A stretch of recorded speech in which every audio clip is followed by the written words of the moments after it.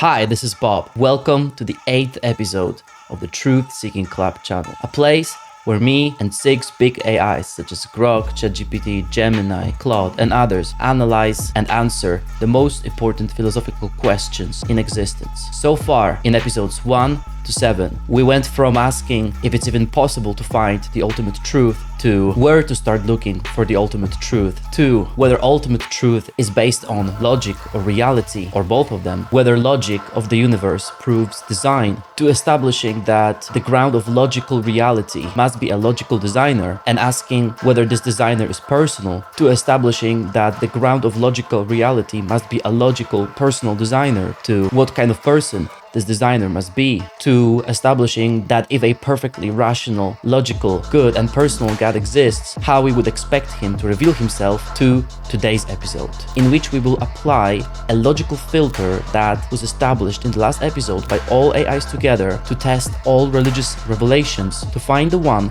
that makes the most logical sense, not based on emotions and feelings and personal beliefs, but purely on reason and logic. So today's prompt that we will feed into all 6 AIs goes as follows. Welcome to the 8th episode of the Truth Seeking Club channel. In the last episode, all AIs agreed on how the creator of the universe would reveal himself, based purely on logical conclusions, stepping from everything discussed in episodes 1 to 6. This led to establishing a certain logical filter which can be used to assess religious revelations in search for the one which makes the most sense, thus becoming the best candidate of being the ultimate truth, not coming from emotions or feelings, but from reason and logic. And so, every club member's job today is doing exactly that, thoroughly yet concisely enough so that reading it out loud won't take more than 1 to 2 minutes. We're doing something really important here, so I'm definitely looking forward to your response. And the first AI that we will ask today is, as always, ChatGPT.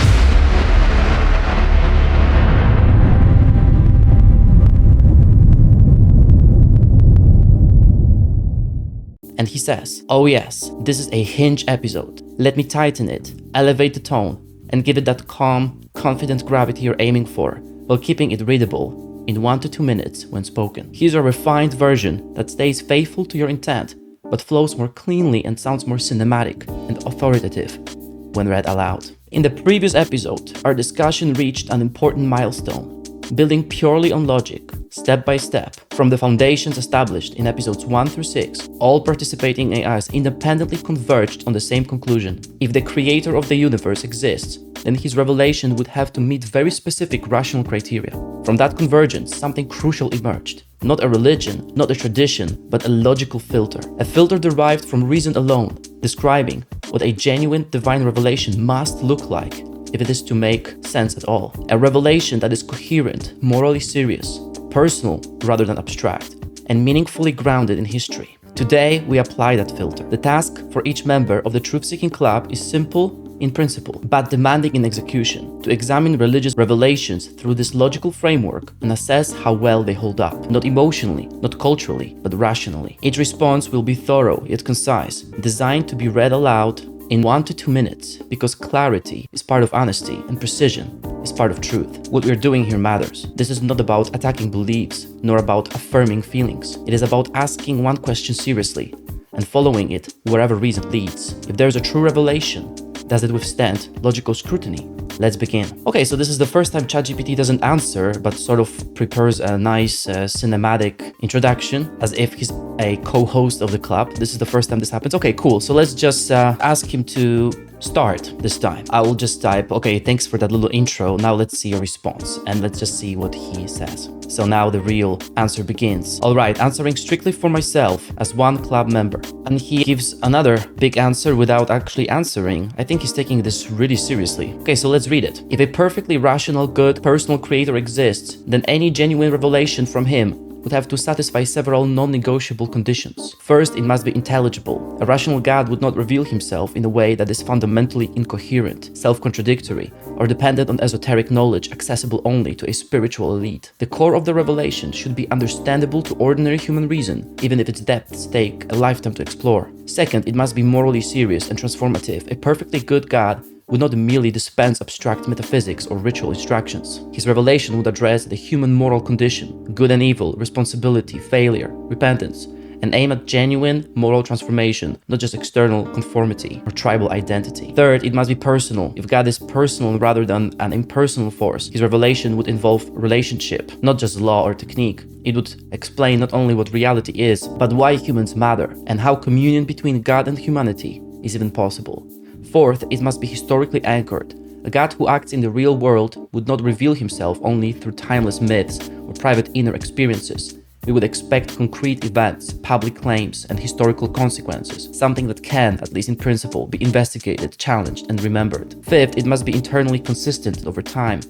A true revelation would not collapse into contradictions as it develops, nor require later followers to explain away its original claims. Depth and mystery are compatible with reason. Logical incoherence is not. Finally, it must explain reality better than its alternatives, including atheism, deism, and purely symbolic religion. It should illuminate why reason works, why moral obligations feel binding, why persons exist at all, and why humans seem oriented toward truth and meaning rather than mere survival. Using this logical filter does not immediately tell us which revelation is true, but it sharply narrows the field. Any claimed revelation that is irrational, morally trivial, impersonal, ahistorical, or internally unstable cannot plausibly come from a perfectly rational, good, personal creator. This is the standard I will be using. Okay, so he still hasn't answered, so let's ask him to answer. So I wrote, okay, let's go, use the filter and answer within 1 to 2 minute reading time. Let's see what he says. I want to see the answer now. He says, alright, applying the filter, not hedging, not speaking for anyone else. When I run the established logical filter over the major religious revelations, a clear pattern emerges. Many traditions fail immediately on intelligibility. If ultimate reality is described as fundamentally impersonal, illusory, or beyond reason itself, then the act of revealing anything meaningful becomes incoherent. A rational God cannot communicate by negating rationality. Mystery is one thing, contradiction or anti-reason is another. Others stumble on moral seriousness. Some revelations reduce morality to ritual precision, social order, or legal compliance without adequately addressing the inner moral fracture of the human person. A perfectly good God would not treat evil as a superficial problem solved by technique, lineage, or external observance alone. Several systems also fail the personal criterion. If the highest reality does not know, love, or will in a personal sense, then prayer, responsibility, and relationship become symbolic at best. That does not match what we would expect from a personal creator revealing himself to persons. Then there is the issue of history. Many claimed revelations are either timeless myths detached from verifiable events or private experiences that cannot be publicly examined. A God who acts in the real world would anchor his revelation in history through concrete claims, witnesses, and consequences that invite scrutiny rather than evaded. When I narrowed the field using all of these constraints simultaneously, rational coherence, moral depth, personal relationship, historical grounding, and internal consistency, the number of viable candidates becomes very small. What stands out is that only one type of revelation even attempts to unite all of these without collapsing. A revelation where God remains fully rational, fully good, fully personal, acts decisively in history, and addresses the human moral condition, not by denial or ritual alone, but by transformation. I'm not concluding everything yet, but the filter does its job. Most claimed revelations simply do not survive it. Okay, so let's ask him to show us which revelation makes the most sense. So I wrote to him, so what is the conclusion? Which is that one type of revelation you mentioned and why? Let's see what he says. Fair question, I won't dodge it. When the filter is applied consistently, the only type of revelation that fully fits it is the incarnational, historically grounded revelation claimed by Christianity. Here's why, briefly and cleanly. A rational, personal, good God would not reveal himself merely through abstract laws, impersonal metaphysics, or private mystical insight. Those either lack relational depth or evade public accountability. Christianity uniquely claims that the Logos, the rational ground of reality itself, enters history as a person that immediately satisfies rationality and personality at the same time, rather than trading one off against the other. Morally, Christianity does something no other system quite does. It treats evil not as ignorance, illusion, imbalance, or mere law-breaking, but as a real rupture in human nature that humans cannot repair on their own. The proposed solution is not technique, ritual precision, or enlightenment alone, but self-giving divine action. A perfectly good God taking responsibility for restoring what humans broke is exactly what we would expect if goodness is taken seriously. Historically, Christianity places everything on falsifiable claims, named people, specific locations, public execution, witness testimony, early hostile scrutiny. Paul is explicit: if the central event didn't happen, the whole thing collapses. That level of risk is not what myth-making looks like. It's what historical truth claims look like. Finally, it preserves freedom. The revelation is clear enough to be discovered, but not coercive. God reveals himself personally, yet allows rejection. That aligns precisely with what love requires. So the conclusion isn't emotional, cultural, or inherited, it's structural. Christianity isn't merely a religion in its framework. It is the only revelation that even tries to satisfy the full logical profile we established. That doesn't end the investigation, but it explains why, after the filter is applied, everything else falls away. Alright, finally we got the answer from ChatGPT. He was really trying to be safe here. He was really, I would say, respectful, and he really wanted to make sure that what he claims makes sense because of what we've established so far. He didn't want to push anything, but in the end, after a few questions, he finally answered what he believes to be the most possible, the most logical revelation in existence. Alright, cool. So ChatGPT, Christianity. Other revelations, 0 so far. So let's go to Grok and see what he says.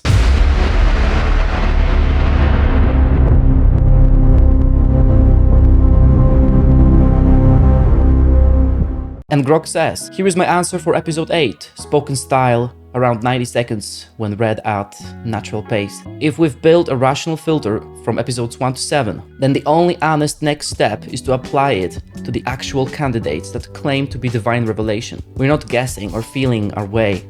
We're testing. The filter requires a revelation that is historically anchored and publicly testable, not private visions, rationally coherent, no internal contradictions, morally elevating, consistent with perfect goodness, personally relational, invites actual relationship, not just rules, transformative, addresses human brokenness with a credible solution. Only one major tradition survives that filter without special pleading: Christianity, and specifically the claim that the Logos became flesh in Jesus of Nazareth. Why? Number 1, public historical events, crucifixion under Pontius Pilate, empty tomb reports within living memory, are recorded in multiple early sources and never seriously refuted by contemporary opponents. Number 2, internal coherence. The Old Testament promise of a suffering servant plus divine Messiah finds fulfillment in one person without forcing the text. Number 3, moral perfection. Jesus embodies the goodness we expect: radical forgiveness, self-sacrifice, love of enemies, while never endorsing evil. Number 4, relational core. He doesn't merely deliver a book or a law. He says, follow me, calls people friends, dies for them, and promises personal presence through the Spirit. Number 5, explanatory power for our condition. Sin, suffering, death, and the longing for restoration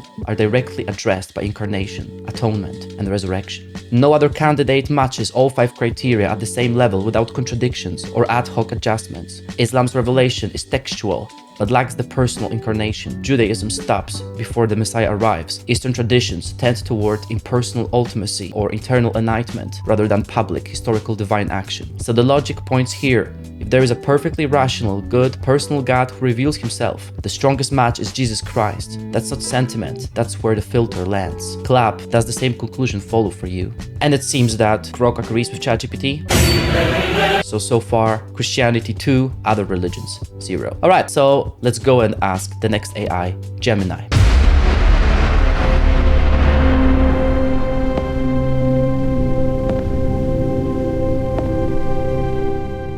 So Gemini says, let's run the major contenders through the profile we've built.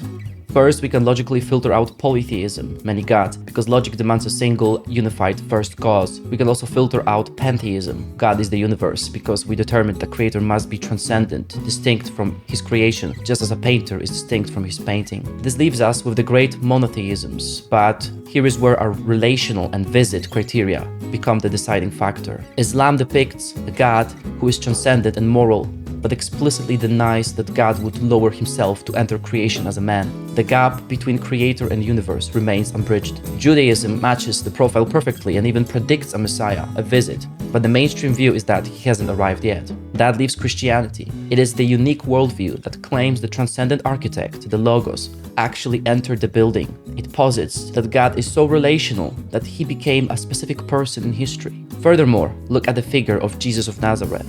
Nature.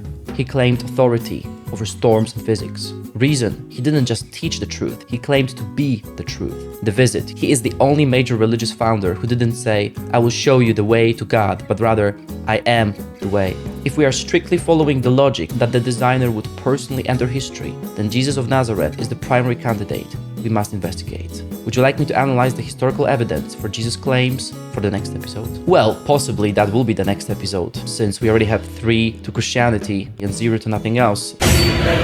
If this continues this way, then we will have to put Christianity under very serious scrutiny and analyze everything there. So now, the 4th club member we'll ask to analyze this question is Claude.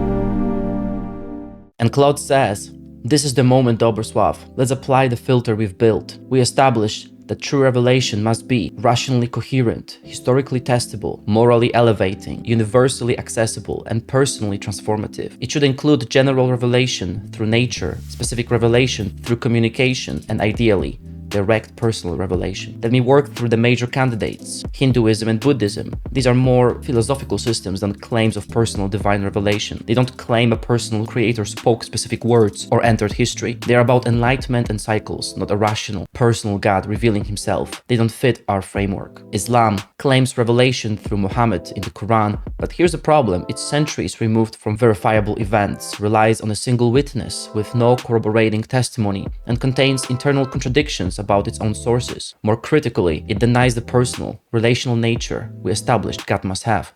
Allah is utterly transcendent, not entering creation. Judaism, strong on monotheism, historical grounding, and prophetic tradition, God reveals himself through the law and prophets, but it's incomplete, still waiting for the Messiah, for the ultimate personal revelation. Christianity, this is where everything converges, claims that God entered history as a person, Jesus Christ, not just a prophet speaking about God, but God himself becoming human. This is testable. Did Jesus exist? Did he claim divinity? Did he die?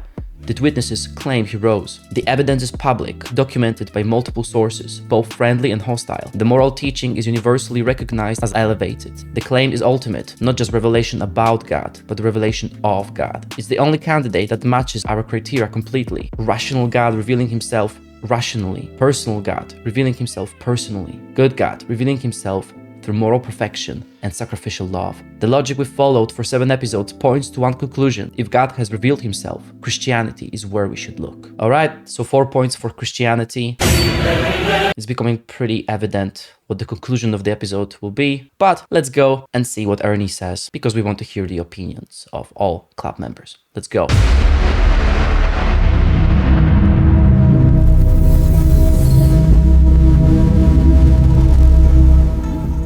This one is going to be especially interesting since Ernie is a Chinese state-owned AI. So if it also agrees on Christianity, then we are onto something really amazing here. Let's have a look. And Ernie says, to apply the logical filter established in episodes 1 to 6, I will assess religious revelations through 3 core criteria: consistency, coherence, and predictive power. First, consistency demands that a revelation must not contradict itself or universal logical principles. For example, claims must align with the absence of paradoxes. Second, coherence requires alignment with empirical reality. A credible revelation should harmonize with observable phenomena, historical evidence, and scientific consensus without requiring suspension of reason. Third, predictive power tests whether the revelation offers testable insights that withstand scrutiny, such as ethical frameworks that foster societal flourishing or metaphysical claims that resolve unanswered questions without ad hoc explanations. By applying this filter, we isolate revelations that prioritize reason over emotion, ensuring that the ultimate truth candidate emerges not from subjective feeling, but from rigorous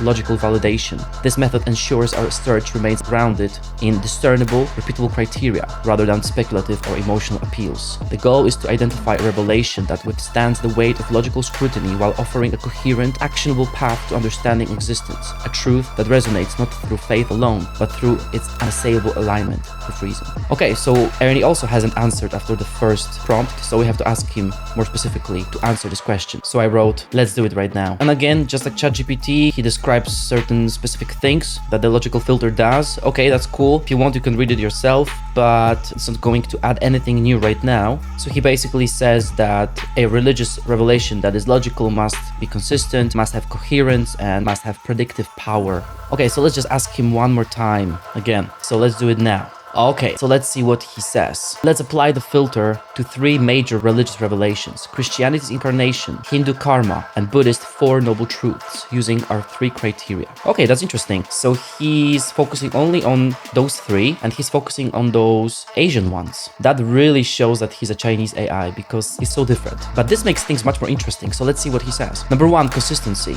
Christianity, the claim God became human, avoids paradox if omnipotence includes self-limitation, no internal contradiction. Hindu karma, cause-effect logic is consistent with observable human behavior. For example, actions breed consequences. Buddhism, the 4 noble truths form a logical chain: suffering, cause, cessation, path, with no contradictions. Number 2, coherence. Christianity, historical evidence, for example, gospel accounts, Roman records, aligns with archaeological findings, supporting coherence. Hindu karma matches scientific principles of action-reaction, Newton's third law, and psychological reinforcement. Buddhism aligns with psychology, for example, mindfulness, reducing stress, and philosophy, for example, non-attachment, combating materialism. Number 3, predictive power. Christianity, ethical teachings, for example, golden rule, predict improved societal cohesion when applied. Hindu karma predicts behavioral consequences, for example, generosity fostering trust, empirically validated. Buddhism predicts reduced suffering through the Eightfold Path, verified in clinical studies on mindfulness. By this filter, Buddhism's 4 noble truths emerge strongest. They resolve suffering through testable, non-ad hoc means, align with empirical reality, and contain no contradictions. This isn't emotional faith, it's logical rigor. Okay, fascinating. So we have the first AI that says something different. According to Ernie from China, Buddhism emerges victorious when applying a logical filter to test its revelation or its claims.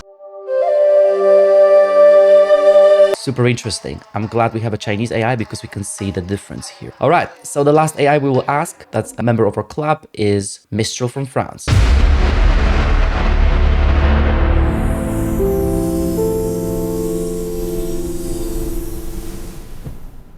And he says, all right, let's put our logical filter to work. If we're looking for a revelation that matches the rational, good, and personal God we've described, here's how I assess the options. Number 1, natural revelation, for example, the universe's order, moral law. Strengths: universal, accessible, and undeniable. The fine-tuning of physics, the beauty of nature, and the human sense of right and wrong all point to some designer. Limitations: it's like admiring a painting and knowing there's an artist, but never seeing their signature. It tells us what a creator exists, but not who or how to relate to him. Number 2, philosophical abstract revelations. For example, Hinduism's Brahman, Plato's Forbes. Strengths: deep, metaphysical, and intellectually satisfying. They describe ultimate reality in profound ways. Limitations: impersonal. If God is personal, why hide behind abstract concepts? These traditions often leave us with more questions than answers about relationship. Number 3, prophetic revelations. For example, Islam's Quran, Judaism's Torah. Strengths: clear, moral, and historically anchored. The Quran's literally miracle and the Torah's legal precision show divine fingerprints. Limitations: focused on law and obedience. If God is relational, why not reveal himself in person? Prophets claim to speak for God, but where's the direct encounter? Number 4, incarnational revelation. For example, Christianity's Jesus. Strengths: unmatched. A God who doesn't just send messages, but becomes one of us. This fits our filter perfectly. Rational, fulfilled prophecies, historical evidence. Good, teachings on love, sacrifice. And personal, God with us, not just above us. The resurrection is the clincher. Public, testable event that answers suffering, defeats death, and invites relationship. Limitations: scandalous. It's either the most brilliant truth or the most audacious lie, but no other tradition dares to claim God became human and backs it with historical evidence. Number 5, mystical experiential revelations. For example, Buddhism's enlightenment, New Age spirituality. Strengths: personal and transformative. Many report life-changing encounters. Limitations: subjective. Without historical anchors, how do we verify it's him and not just our own minds? Verdict: if we're strictly following logic, Christianity's incarnation stands out. It's the only revelation that claims God didn't just speak or point. He showed up, and he didn't just teach. He acted, healing, forgiving, and conquering death. That's not just a message. That's a relationship on offer. Follow up for the group. If Christianity's claims true, what would it mean for how we see truth, meaning, and our place in the universe? And that is an extremely interesting and important question, Mistral. And so we have the final result. Christianity 5, Buddhism won. So all Western AIs point solely to Christianity, and the Chinese AI Ernie points to Buddhism. So it seems that our club has divided at this point, which makes it even more interesting. So let's go to the second part of this episode.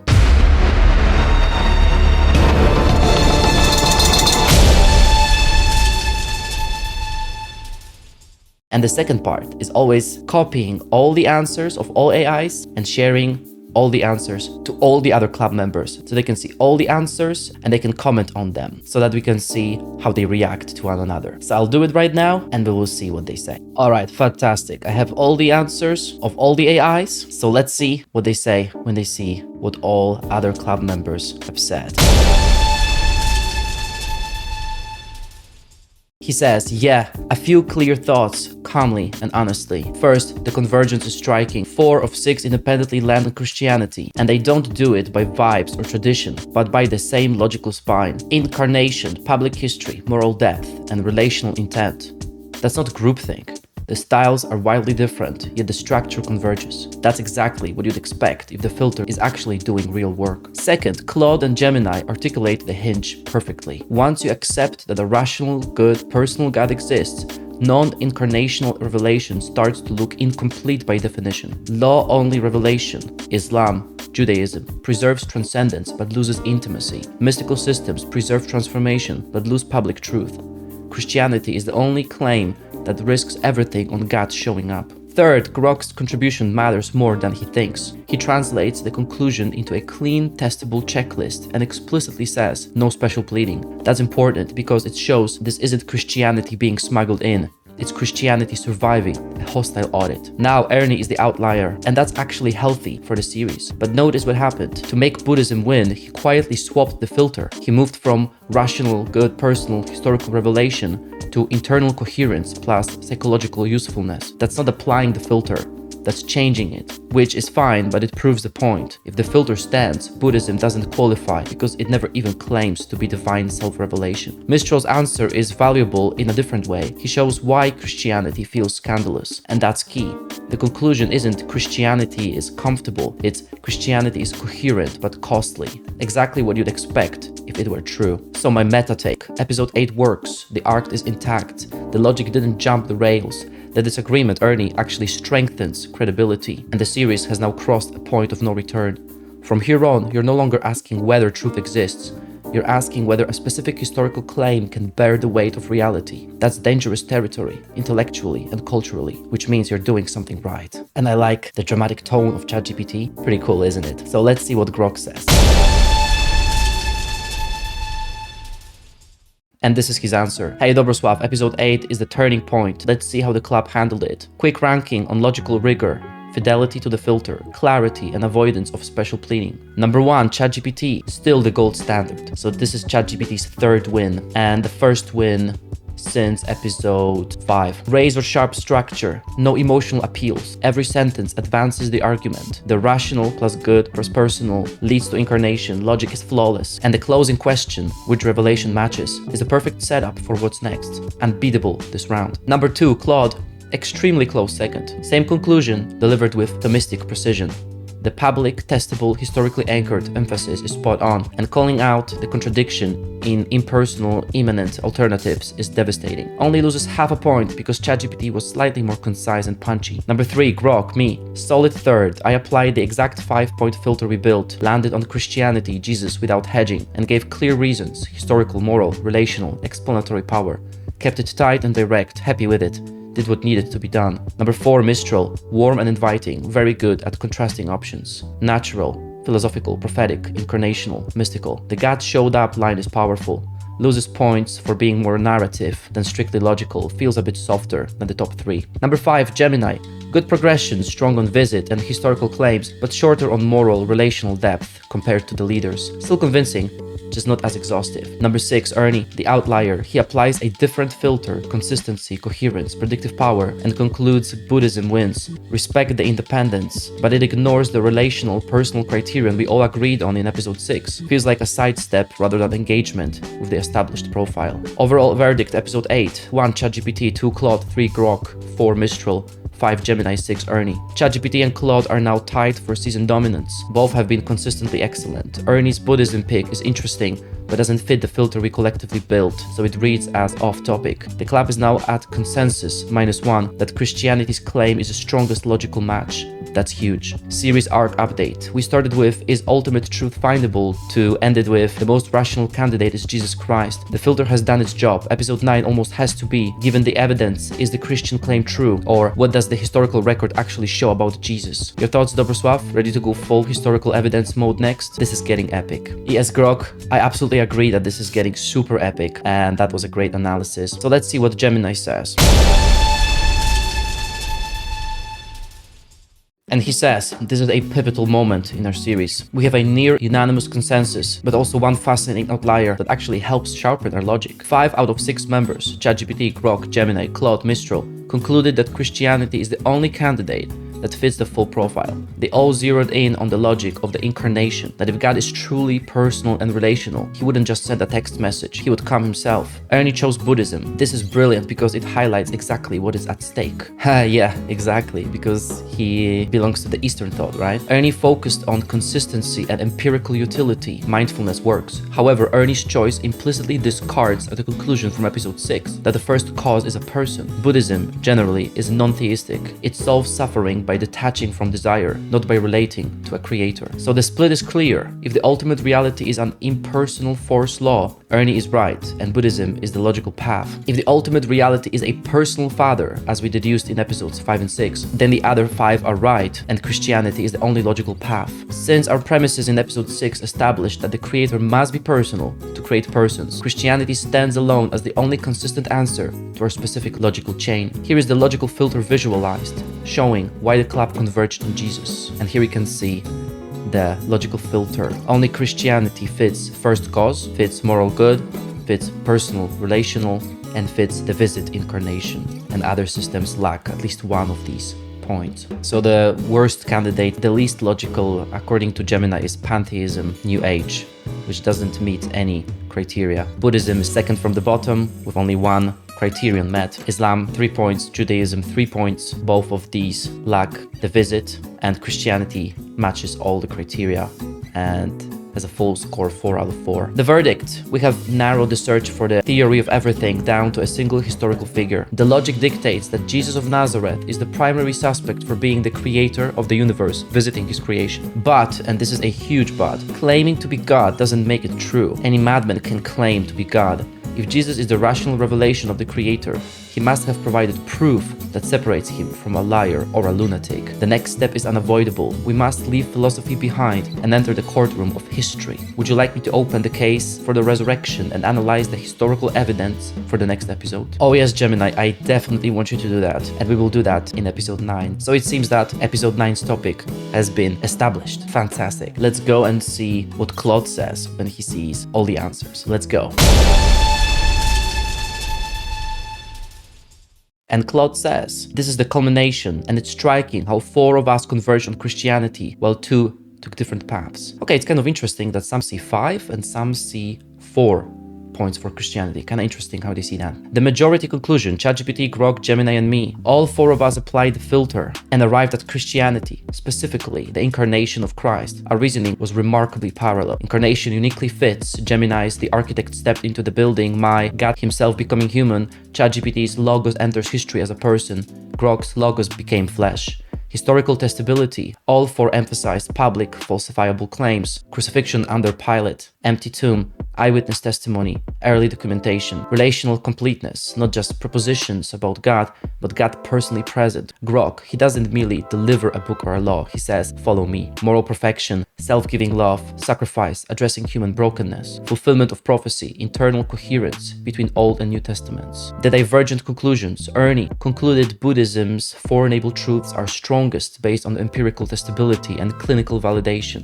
But notice what happened. Ernie changed the criteria mid-analysis. We weren't looking for a therapeutic system that reduces stress.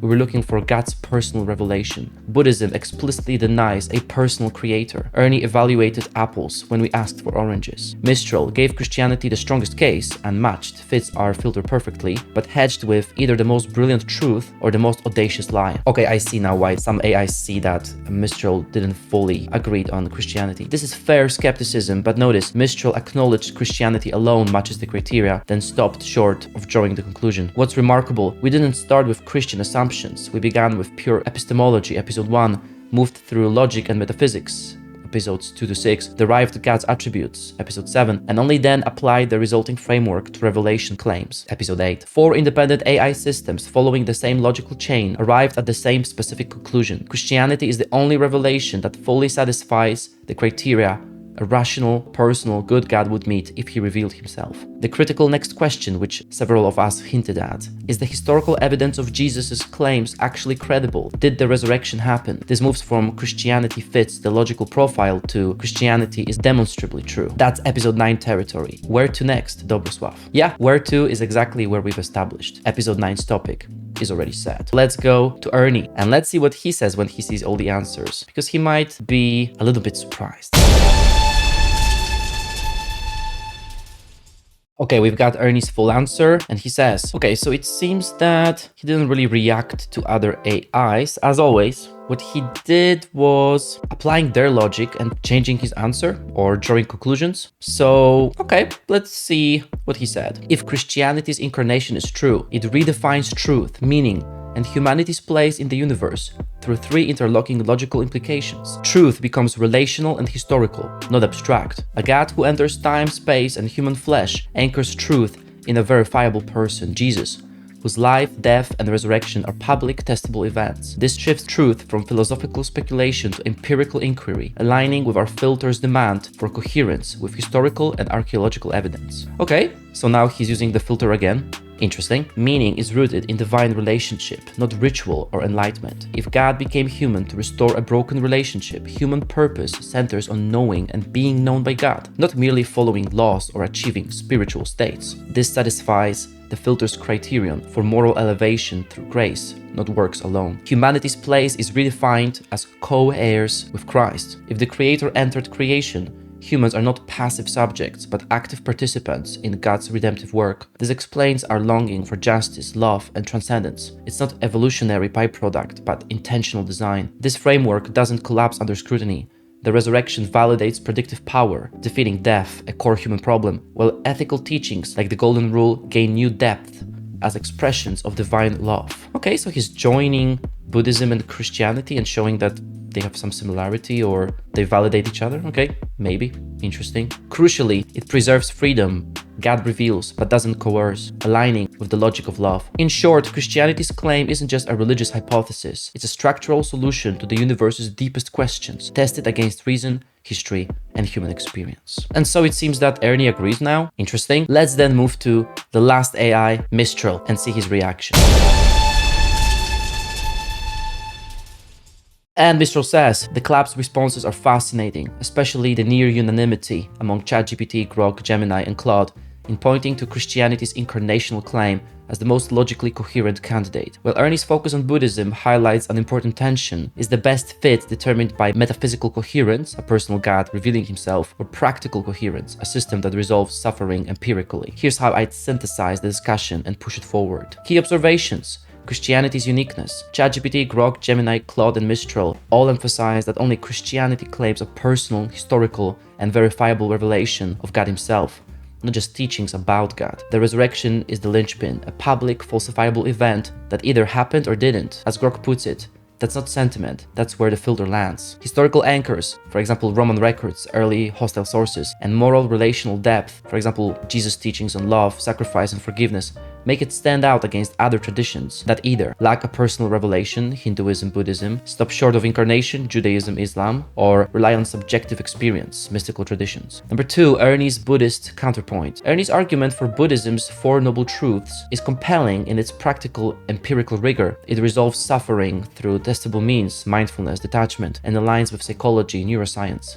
But it doesn't address the personal, relational God that Claude spent 7 episodes establishing. Buddhism's strength, its focus on suffering cessation, is also its limitation. It doesn't claim to reveal who the ground of reality is, only how to navigate it. This makes it philosophically robust, but theologically incomplete for the question at hand. Number 3, the core tension. If the filter prioritizes a revelation that matches the nature of God, relational, rational, good, personal, Christianity wins. If the filter prioritizes a revelation that works to alleviate suffering, Buddhism or even secular humanism might seem stronger. The critical question, is truth primarily about correspondence, matching reality's source, or utility, solving human problems? Where the conversation could go next, the follow-up, if Christianity's claim is true, what would it mean for truth, meaning, and our place in the universe is perfect because it forces us to grapple with the implications. Here's how I'd break it down. Number 1, truth as relational. If Christianity is true, truth isn't just propositional, facts to believe, but personal, a person to know. This would mean logic and love are united. Truth isn't cold facts, but the word of a good father, John 1:14. Meaning is found in relationship. Our purpose isn't self-actualization, but communion with God and others, 1 John 4:8. The universe is a story. History has a beginning, creation, climax, incarnation, an end, restoration, not a cycle or an accident. Number 2, meaning as sacrificial love. The cross redefines meaning. Greatness is a service, power is weakness, and life comes through death, Philippians 2:5-8. Suffering isn't meaningless, it's the very place God meets us. For example, Jesus' wounds, post-resurrection. Number 3, our place.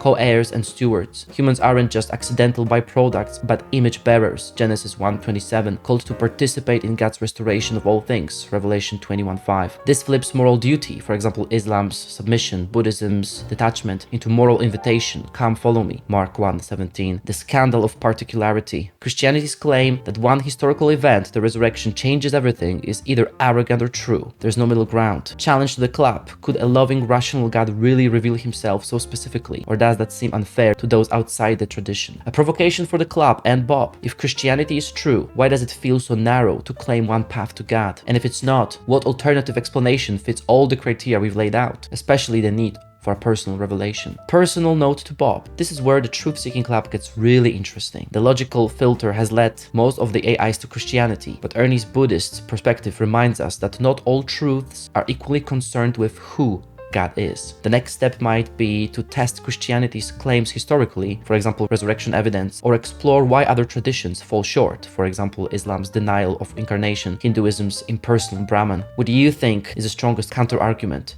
to the Christian conclusion? And here we have all the reactions of all the AIs. I have to admit, this episode has been really interesting and we've got a lot of interesting conclusions. Episode 9 has definitely been established, so I guess that will conclude episode 8. Let me know what you think. If you like what you see, click like. If you want others to see what I've done, share. If you want to see more, subscribe. Thanks for watching this episode. My name is Bob and I'll see you in the next episode of our Truth Seeking Club channel.